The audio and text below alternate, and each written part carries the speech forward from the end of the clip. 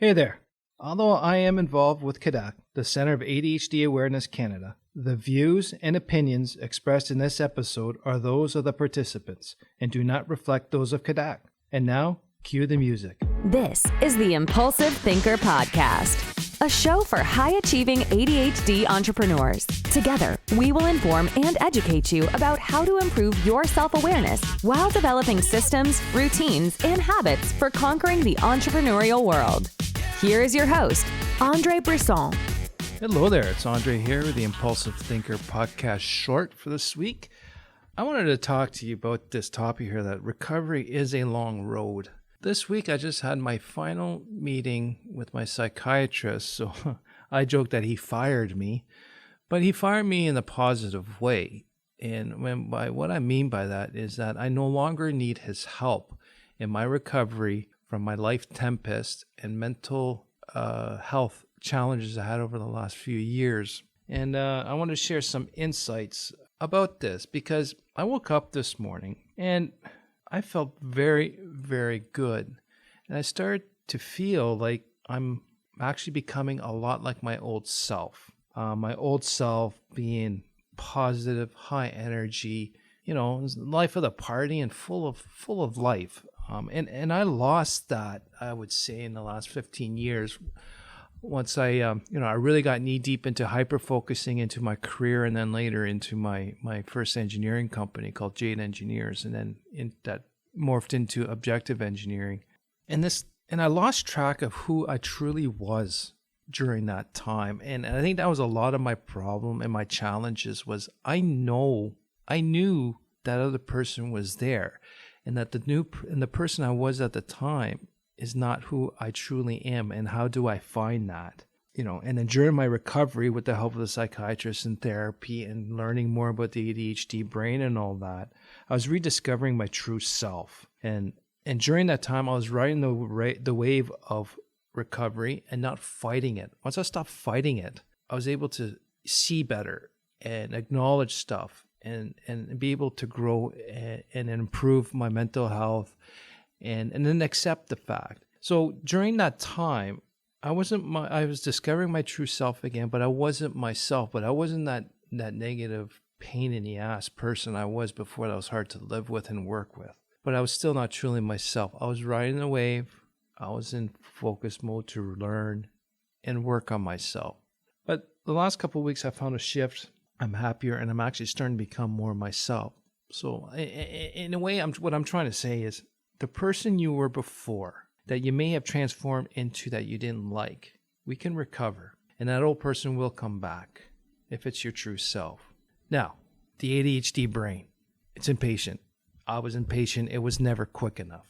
But if I look back, it was many, many years of challenges and about 2 years of recovery. And recovery is a long road, and we have to be patient about it and take small steps, small actions to improve instead of biting the whole apple at once. Just to give you a quick recap, about 7 years ago, I got bored with my engineering company. It's not good for an ADHD entrepreneur to get bored, to start sabotaging a bunch of stuff, creating problems that never existed, just so I can, react and fix chaos. 6 years ago, I got into a bad partnership that subconsciously I knew was not good, but I still went in to do something new and novel. Then my emotional dysregulation took over, and I was intolerable. I was intolerable to be around.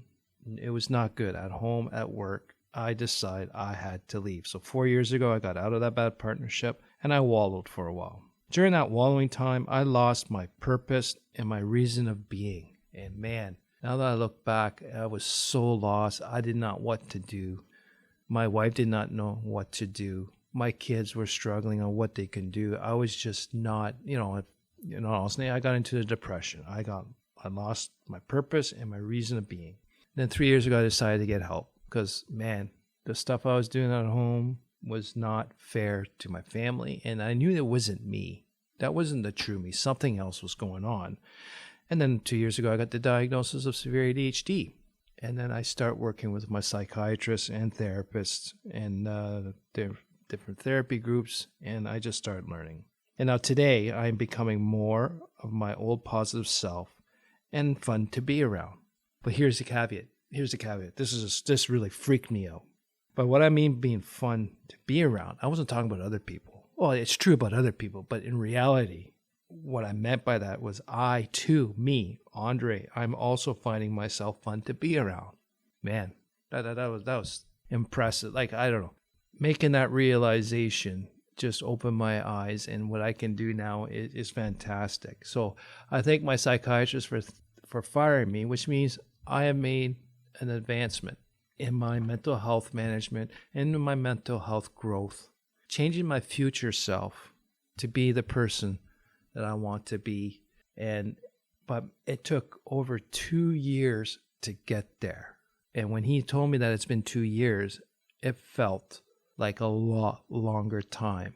So what I want everyone to get there, it doesn't have to be as bad as it was for me. Any kind of mental health concern, illness, challenges that you're having that's affecting your confidence and all that, you can get out of it. But just remember and recognize and accept that it will take time.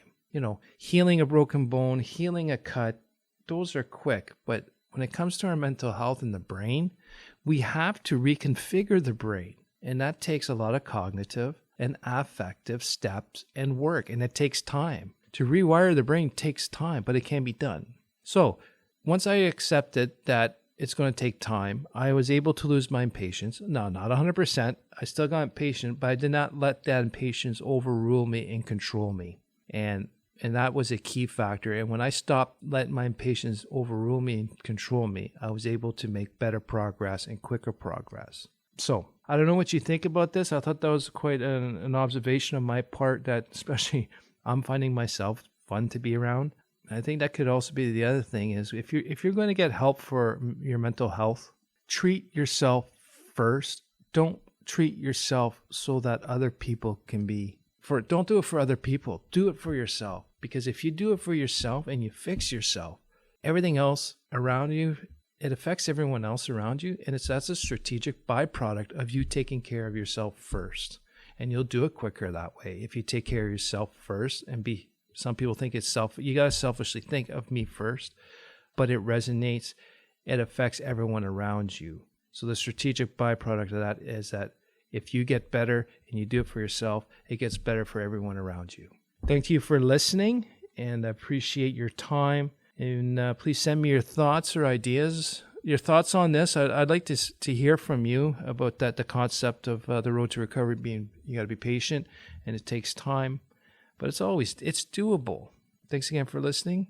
Please share this episode if you think someone else can benefit from this. And then please subscribe to the podcast. It'd mean a great deal to me if you do, and we can help spread awareness about the adult ADHD, especially in our realm of the high-achieving ADHD entrepreneur. Thank you very much, and we'll talk to you soon.